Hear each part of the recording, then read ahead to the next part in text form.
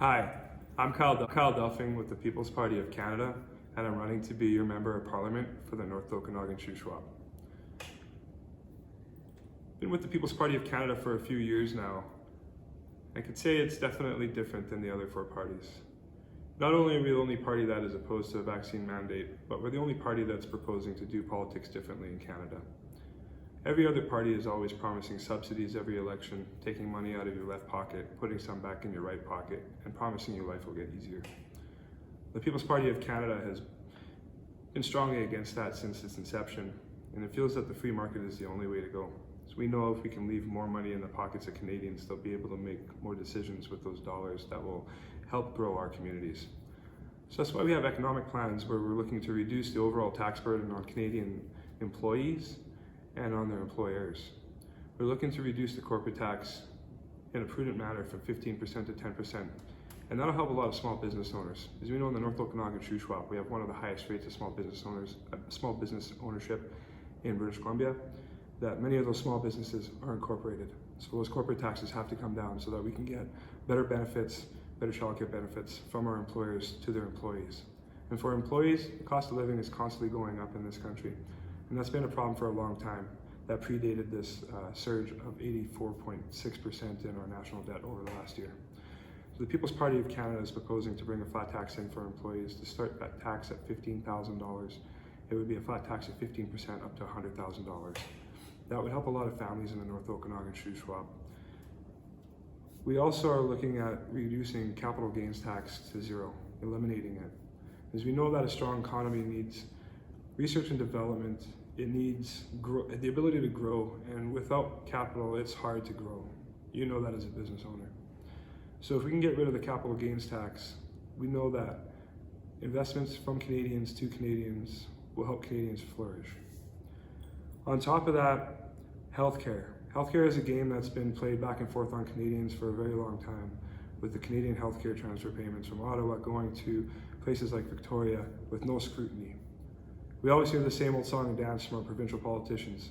Ottawa just didn't give us enough money. Well, we're going to get out of that song and dance completely. We're going to allocate the GST points for each province, so the 5% GST tax. We'll get rid of that, and we'll allow the provinces to collect that money. If the provinces can collect that money and apply it to their healthcare budgets, it'll only be between yourself, the taxpayer, and your MLA who's spending that money. And every dollar will be scrutinized, which will promote better healthcare in Canada.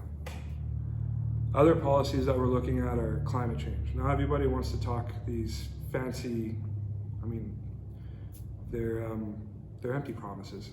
For the last 15 or 20 years, they keep telling us the same song and dance. First the Greens came out with it, then the NDP, the Liberals followed suit, and now the Conservative Party of Canada. Not a single one of them is different in it. They all adhere to the Paris Accord. The Paris Accord is detrimental to most farmers, all small business owners, and every family in Canada. It puts a price on carbon that's unfair to our existence. It's essentially telling Canadians that you should be penalized for having to exist in a country that's very cold. We want to get out of the Paris Accord and start looking at bilateral agreements with other countries. People will tell you that we can't get out of international agreements without losing trade. They're wrong. Canada is a resource-rich country with a lot of opportunity for many small countries around the world that don't have the resources we have. Just want to reiterate that the one thing that really makes us stand apart this election is freedom. This country was fought for very hard. People paid for it with their lives. It's a democracy. It's a Western democracy. It's been a free and fair democracy for a very long time. It's starting to look like no matter who you vote for except for the People's Party of Canada, none of them are interested in maintaining your democracy and your freedom. I'm sitting here today in front of you in front of a camera because everybody has said due to COVID, we have to do things differently now. They're hiding from us. I'm getting out there talking to Canadians while I'm hearing all other four parties are hiding behind their desks. So if you vote for the People's Party of Canada, you're going to vote for somebody who has to represent you. I don't have a party whip. I don't have to toe the party line. I only have to make sure that I serve my constituents as your Member of Parliament. So please vote for me, Kyle Delfing, to be your Member of Parliament with the People's Party of Canada. Thank you. Thank you, Kyle. I'll now move on so that I can ask you the 3 preset questions that all 5 candidates received. Okay. We'll start with question number 1. With so many Canadians receiving CRB and employers struggling to keep staff, How will your party help small business recover from the impacts of the pandemic by getting Canadians back to work? Our party has always been focused on getting Canadians back to work. Even prior to CRB, I think the economic growth in Canada has been waning from what we actually have a potential to achieve, and that's what our party is always focused on. We have a few different economic policies, and one of them that really speaks out to me for the Okanagan region is interprovincial trade. It's difficult to get a bottle of Okanagan wine in Winnipeg. You can get a few of them, but not all of them. And that's because there are trade barriers within our country. People's Party of Canada has proposed to eliminate those trade barriers by exercising our constitutional obligations as a government to make it so that provinces can allow trade between, like Alberta and British Columbia have created an agreement for. The rest of the provinces don't have that. If we could sell our British Columbia wine to every province in Canada uninhibited, I think that would be a great thing for this region, especially considering the hit on tourism. The other thing about CRB is our plan is to get Canadians back to work by ending the COVID madness, by ending this the CRB program in a prudent manner. It should be gone on September 21st, but depending on who gets in government, that remains to be seen. Other than that, if you check out our policy, our platform, you will be able to read probably about five policy proposals that will bring Canadians back to work. I touched on in the intro where we were speaking about taxation. Taxation in this country is out of control. One of the reasons for it is that we're kind of the world's credit card at this moment. And as an example, you can see Pfizer doses or well, not just Pfizer, but the doses of vaccine that were purchased was around 400 million, and Justin Trudeau was bragging about sending those around the world and helping. And it's great to help people, but the government of Canada is in debt. We've increased our debt twofold over the last year. That has affected the house prices in Canada, it's affected the price of labor, it's affected the mood and drive for employees to actually get back to work because they're thinking, what's the point of making any money at all if it costs me too much money to make it to begin with? And the reason for all that is inflation.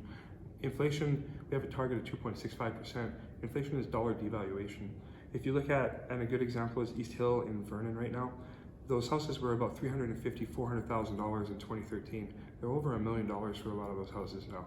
They haven't increased in value because people have upgraded them. They've increased in value because our dollar has decreased in value by that much since that point. Our government, a People's Party of Canada government, would look for a 0% target rate on inflation, which would help businesses grow. It would help maintain and lower the cost of living that we have right now. The other things that we would be looking at is farming. A lot of people are scared about our dairy quota policy of eliminating the dairy quota system from Canada. But we know that the cost of living, especially attributed to food, is hurting Canadians. And we know that it's tough to become a new dairy farmer in Canada. I believe off the top of my head, it's about $45,000 per cattle for your quota. The People's Party of Canada would purchase that quota back from all the dairy farmers and open up the market to make it easier for us to export products to the rest of the world. Right now, I believe we're only allowed to export about 5%. And in a region like the North Okanagan Shuswap with 70-something dairy farms, I believe a policy like this would allow these dairy farms to explore the free market and allow local companies to help them and build. So those are a few different ways that the People's Party of Canada can help. Like I said, check out our website, peoplespartyofcanada.ca. Okay, question number 2. The housing market is out of control and rental housing is almost non-existent. This affects the workforce. No housing, no workforce, no business. What measures will your party put in place to create a more realistic housing market for first-time home buyers in our riding, first? And second, do you have plans to assist with providing affordable rental housing projects for young families and seniors? Like I said, our party stands apart from the other parties, and one of the things that we can see is subsidized housing eventually gets out of control in cities and drives the prices up because government starts to compete with the free market, and government can win. The taxpayer essentially has a bottomless pocket when the wrong politician is in charge, and that's the way it's been for the last 20 or so years in Canada. Examples are Vancouver and Toronto, really high prices for housing, and the Vancouver prices have come over to the Okanagan. In Vancouver, when you have a lot of government housing, like you look at Olympic Village, that's all government housing. There was no private sector that was able to purchase that. The government subsidizes it so that people of low income can live there. Well, those subsidies end up costing those people of low income in the rate of inflation. As you see, like I was speaking earlier in the last question, The housing market here in Vernon has gone from $300,000 to $1 million for your average dwelling, and a $600,000 house, they're asking you $300,000 above market value. That inflation is also driven by, and as the other parties would like to claim, foreign investment. But it's not so much foreign investment money, but the fact that our target for immigration is going from 150 to 250 and now 450,000 people annually. That's not a sustainable target for our housing market. We don't have enough construction workers to keep up with that, so that's driving the price of houses up again. One of our government's target goals is to readdress immigration and make sure that we're really focusing on bringing people to this country that will help increase our GDP. And by increasing our GDP, we can decrease our inflation, dollar devaluation. We get rid of the dollar devaluation, which is, decrease our inflation. If we can decrease inflation, we can lower the cost of living. Other things that we're looking at, again, what other parties are proposing right now is a capital gains tax on your home. We're not proposing that. We're proposing to get rid of the capital gains tax. The last thing is being in a free market without having a plan for 1.4 million homes being built like the Conservatives or $1.4 billion in subsidies like the Liberals allows you as a home buyer to place a lower bid because the government won't be competing with you for your home. That's why housing prices are going up in those large urban centers. The government is always going to win. So if we allow government to fool us into subsidizing our housing as Canadians, eventually they'll subsidize all our housing, and none of us will have any option to get out of it. When you do get out of it, nobody's going to be paying you for it except for the big corporations. If you look at what's going on in Canada and the United States right now, there are hedge funds and other funds that are coming into this country and purchasing up large lots of real estate. That is part of their Build Back Better plan, their plan of the Great Reset. This Build Back Better means that you'll own nothing and you'll be happy. That's the plan that the Conservatives, the Liberals, the NDP, and the Greens have for you. The People's Party of Canada knows that that plan is going to destroy our society and make the cost of living insurmountable to the average person. Don't let them fool you into thinking subsidies will make houses cheaper. Take a look at our policies. We only have about 20 of them out there. It's not that radical to think that Canadians can take care of themselves. If we get Canadian government out of the housing market, we got one less bidding war to worry about. Thanks. Asked, the vaccine passport has caused much upheaval in our province. Many all-candidate forums have been cancelled due to the conflict over this program and the threat of violence. Although it is a provincial initiative, it is affecting all BCers, and with more provinces implementing the passport, it will soon be an issue for the entire country. What do you believe needs to happen to ease the conflict? Eliminate the vaccine passport program altogether and never talk about it again, ever. It goes against Section 15 of the Charter of Rights. People keep saying, oh, it's not your right, it's not your right, it's my right to have a vaccine and to force you to have a vaccine. If you don't have a vaccine, I can force you out of segments of Canadian society. That's not their right. You're equal in the eyes of the law in this country, and this government, the Canadian government, and every provincial government is failing to afford you that right. The People's Party of Canada is the only party that has been fighting since day one against coerced vaccination. That's what this is. It's not a vaccine passport. And after the coerced vaccination and the vaccine passport system, as we can already see in Ontario this week, they announced the digital ID system. That digital ID system, like they have in Ontario, is also being announced in Wyoming, Montana. They have something called the social credit system. Say the wrong thing on Facebook and you can lose credit on your credit score. Do the wrong thing in public, like not water your flowers on Wednesday, instead watering them on Thursday, but that wasn't your water day, you might not be taking the bus for a week. And if you think that's outlandish, I encourage you to take a look at the social credit system in China. They're implementing that system with the vaccine passport. They're gonna segregate and control society with it. We're the only party that is against it. The Conservative Party has said that they will implement and support a vaccine passport system nationally. The Government of Canada has already set aside $1.8 billion for a national vaccine passport system. The Government of British Columbia has already indicated that this is an interim measure until the Government of Canada picks up the tab and the working measure behind it. This isn't something that Canadians should be beholden to. It's nothing that any of us should accept. I know that, you know that, no matter what party you used to vote for, the only party that's standing in front of you today is the People's Party of Canada that's guaranteeing that we will fight to keep Canada the true north, strong and free. Because that's what this country is. It's strong and free. It's a free and fair democratic society. When we start putting medical apartheid into a position, we're not only segregating regular Canadians and telling them that because you didn't take something you're not comfortable with to do it, we are creating a society where we are susceptible to the ultimate control. The next step after this digital vaccine passport system and the social credit system, and I promise you this, is a digital currency. And that has been on the books since the ominous budget bill of 2016. There is money set aside and they have been exploring it as an alternative to currency in Canada ever since 2016. The other thing I encourage Canadians to really look for in this vaccine passport system is, will you have any access to your banking if you get it? And how many vaccines are you willing to get? Because there's 3 levels to the vaccine passport system. You have green, you have yellow, and you have white. Well, anybody who hasn't taken the vaccine up till now, the 20% of Canada and the 50% of the Okanagan isn't taking it.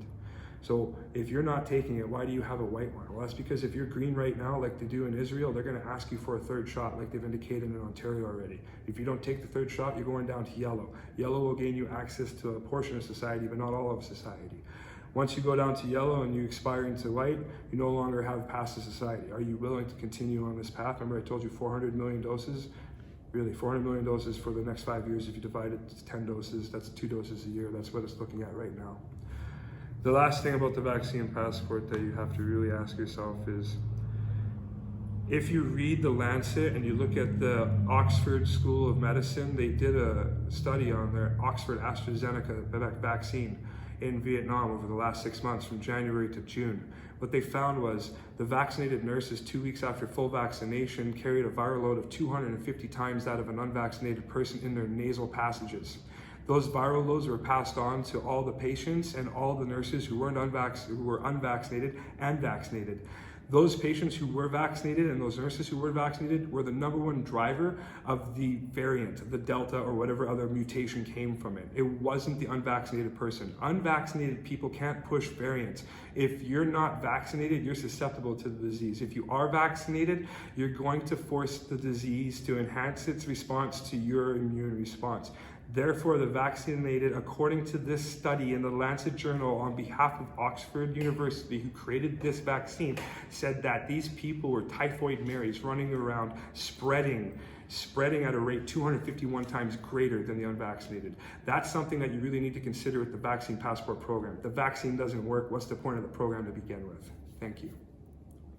Okay, we'll now move on to the 3 questions that you've chosen at random. Okay. Okay, the first question you chose is, we are hearing that people are not planning to vote because they've lost confidence in the government. What do you think you can do to boost confidence in politics in our riding? I'm not a politician, I'm a regular guy. I've already boosted confidence in the provincial party around here by seeking the presidency and pushing myself forward and pushing the party forward.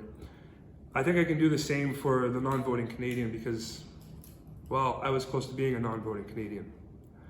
I have disdain for our government the same as you do, and I'm pretty sure a lot of you had the last 18 months to research why our country has gotten to the point it's gotten to. It's time for fresh blood. It's time to take a chance, and the North Okanagan Shuswap is in a prime position to take that chance.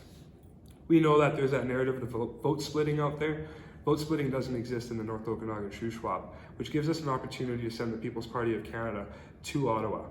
The votes last year were 38,000 votes between Mel and myself. You divide that by 2, that's 19,000 votes, which is a healthy 2,500 vote lead on Cindy Durkaz's 16,800. That 16,800 was with a 2-time star candidate. Right now, and that was also during the Liberals' high point in time. The Liberals are low right now. They're not going to do as good as they did last election, so you have no risk of splitting the vote in the North Okanagan Shuswap, which means that you can send a person like yourself who's fed up with the same old politics as usual, somebody who understands how the government works, somebody who understands how business works, somebody in his younger life understood how it was to live on paycheck to paycheck, go to a payday loan just to shore it up. I've worked for large multi-conglomerates, doing Crossrail with CN Rail in Winnipeg, to small little companies here in North Okanagan Shuswap, heavy equipment, construction, just transport, farming, ranching I did too for 5 years. I understand the struggles of many people in our community. I know that I'm not going to be the same old politician. So I encourage you, if you're not a voter, to get up and vote, because every election is lost by you. Every time you sit on the couch and complain about what's going on, but you don't vote, you don't change it. Believe it or not, the percentage of you guys who stayed at home last election could have beat out every other party if you just voted. So get out and vote for the People's Party of Canada. The name is the People's Party of Canada because it's not our leader's party, it's not Maxine, and it's not Pal's party, it's your party. And we developed it for Canadians. So vote for the People's Party of Canada. Get off the couch, register, get it done. And if you vote for the People's Party of Canada, you're gonna vote for somebody who understands your problems. Thank you. The second question, transportation is a key support for economic growth and development. The bridge is in such disrepair and traffic is busier than ever. Understanding the #1 highway widening is a joint venture between the province and the federal government, how are you going to move this project along in our area? I'm going to petition the Minister of Transport, I'm going to petition the Minister of Finance, I'm going to find every penny I can find. As a truck driver, when I started driving across this country, it was 2002. That bridge was a problem then, and it's been a problem since. I would definitely make sure that Highway 1 from the east side of our riding to the west side of our riding was a 4-lane highway. As I understand that there's truck drivers out there who come flying around the corner here, they don't know what to expect. It's in disrepair, it's uncomfortable to drive over, you can lose control in certain road conditions. These truck drivers not being aware of the condition of that bridge, being they might be from Toronto or from Kentucky or wherever, sometimes it's no fault of their own. The other thing, being locals here, we're looking to the east and to the west of us, it's all 4-lane. What's the matter with the North Okanagan shoe swap getting a 4-lane? I've always wondered as a truck driver why we haven't done this. So as somebody who's been in the transportation industry, as somebody who still goes over that bridge almost once a week, you can count on me to advocate for the money, to work with the provinces, to make sure the provinces come forward with their money too. But it's definitely it's on my top 5 to get done in this riding, is to 4-lane Highway 1 from east to west. Last question. Yay! Canada has opened its borders to the U.S., yet the U.S. is not letting Canadians cross the border into the U.S. How is this impacting on our relationship with them? And how would you ensure the border gets open to Canadians wanting to go into the U.S.? That's a tricky question. You can't really do much about the United States' desire. One of the reasons that the border is closed between Canada and the United States is because Canada refused to close the border with China when the United States of America closed the border with China to stop the spread of COVID-19. So there was a lot of Chinese travelers flying into Vancouver or Toronto and then jumping over the border via vehicles, because now they're coming from Canada, not coming from China. So I think you might have to convince the Americans that if there was another outbreak in China or another country that they ban travel from, that we would give them the same courtesy, because we are landlocked with them and the only nation that we're landlocked with. So a little bit of respect goes a long way in regards to opening those borders. Other than that, you could really only petition them to do it. And the Canadian government, underneath the People's Party of Canada, would be a polar contrast to a Biden administration government. Because they want to continue with the Build Back Better plan down there, march forward into the Great Reset, where if you voted for a People's Party of Canada government, we wouldn't be following that narrative anymore. So I can't say that we can guarantee that we would get that border open. That really depends on the United States of America's next election. Okay. Thank you very much, Kyle. You're welcome. And for doing this today. Thank you.